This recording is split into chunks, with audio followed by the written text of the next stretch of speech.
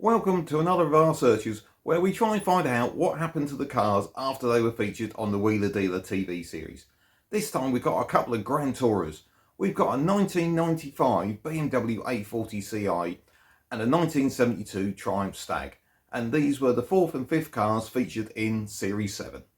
So first up is the BMW A40, and this programme first aired on the 25th of May 2010. Now it occurred to me, this must have been one of the last production cars with pop-up headlamps, because come the late 90s they all sort of pretty much disappeared. Tell me if I'm wrong in the comments. The issues with this car were, to be honest, mainly cosmetic. It had damage to the bumper and to the driver's door, and it had used what I think for the time were some quite modern techniques to fix these. He had a resin kit that he used to fix the bumpers. I think now they just metal staples the thing back together. And he used these weld-on fingers for the door, which is a technique at that point I'd never seen before, and managed to pull the dents out, but of course sent it out professionally to get it resprayed. The alloy wheels needed a refurbish and needed a replacement windscreen fitted, but one had come with the car. Mechanically wise, a few little bits. It needed a replacement cooling fan, it needed the aircon recharge, and it needed a replacement transmission cooler. So on to the numbers. Well, Mike paid £3,500 for this car. The costs on it were £1,540. Paint always knocks it up a bit, doesn't it? And then they sold it for £5,750. Now, this left them with a profit of £710. If we fast forward to 2024 and use our usual benchmark, which is the Practical Classics magazine valuation guide, in today's terms, they feel a car like this would be worth £12,250. So that's an uplift from the Wheeler Dealer show of £6,500. Not a bad rise in that time. So what you really want to know is what happened to N510 BTF after the show. Well, if we start where I like to with the MOT test history, which gives us usually a good heartbeat of the car, shows its last MOT was in March 2010. And that one have expired a year later in early 2011. So we haven't got much to go on. Our partner, My Car Check, shows the last change of keeper, that one, interestingly, was back in November 2009. So I'm thinking, what's going on here? But if we look at the DVLA website, we can see obviously tax and MOT is expired. But when we scroll down, we can see by export marker, it's got yes. So as there was no change of keeper or V5s issued after that November 2009 change of keeper, this has obviously gone straight from the show to export. And as we've known with a few cars in the past, a likely destination is Southern Ireland.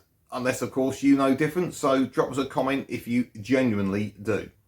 So on to our second car, which is a 1972 Triumph Stag. And this programme first aired on the 1st of June 2010. Mike sourced this car through eBay and paid just £3,400 for it.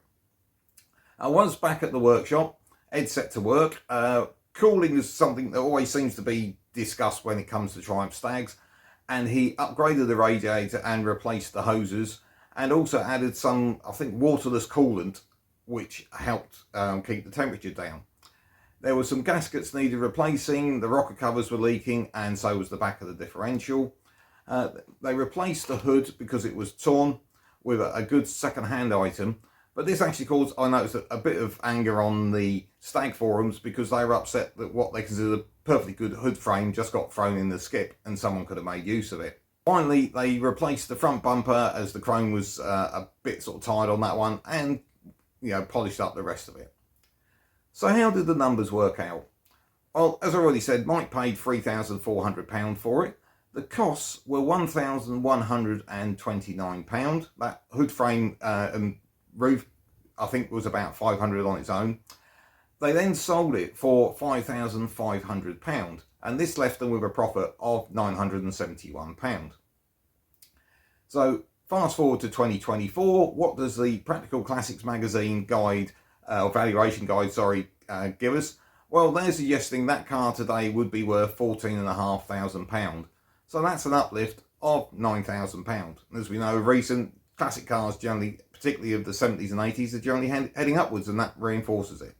So the bit you really come here for, What happened to LRD 829L after the show? Well, if we start with our partner My Car Check and see what their overview says, and interestingly, this car is taxed. Well, historic tax is free in the UK, over 40 years old. But also, it's interesting, it's MOT'd. Now, over 40 years old in the UK, cars are exempt from annual MOT tests, but someone's obviously looking after this because it's, got a current MOT. The other interesting thing I noticed on My Car Check, this had a colour change back in 1985. It used to be red, not obviously it's now white. And the other thing I noticed on My Car Check and also on DVLA, it refers to it as a Stag Mark 1, but this car has got a lot of Mark 2 bits fitted to it, like alloy wheels and so on. So someone's obviously upgraded it in the past. If we look at the MOT history, because that always, as I say, gives us a good heartbeat, in November 09 it had quite a big fail. It did subsequently pass, and this I've worked out was the seller that on eBay getting the car for an MOT before they sold it on. This MOT exempt for 40-year-old cars only came in 2018, so back in 2009 you would need to put an MOT on it. And I can tell this is correct because when you look at when Mike's actually buying the car, you can just about see the mileage, and it's just over 80,000. And this MOT was at 79,000. So this was the previous owner. So this is when Mike would have acquired it. And there was then a subsequent change of keeper in March 2010. So I can only assume this is when Wheeler Dealers sold the car on.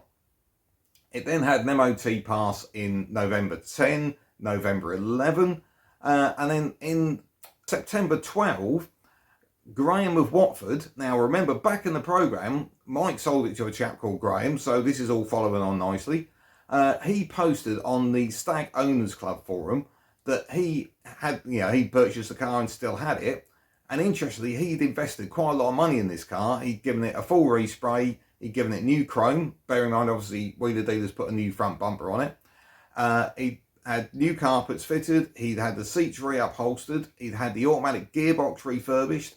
Apparently, the engine had been rebuilt back in 1989 by Abinger and Hammer. Now, yeah, I had to read that because not a company I've heard of. Somebody else may well have done. So, Graham's obviously investing a lot of money in this car. He then MOT'd it again in November 13. And then My Car Check tells us this car was then sold on in August 14. So where's it gone now?